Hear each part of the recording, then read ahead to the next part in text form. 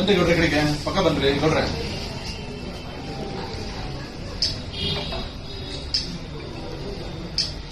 ಬಹಳಷ್ಟು ಆಂಬ್ಯುಲೆನ್ಸ್ ಕರ್ತವ್ಯ ನಿರ್ವಹಿಸ್ತಕ್ಕಂಥ ಹರೀಶ್ ತಾನೆ ಹರೀಶ್. ಸೊ ನಮಗೆ ಬಹಳಷ್ಟು ಬಾರಿ ಸಹಾಯ ಮಾಡಿದ್ದಾರೆ.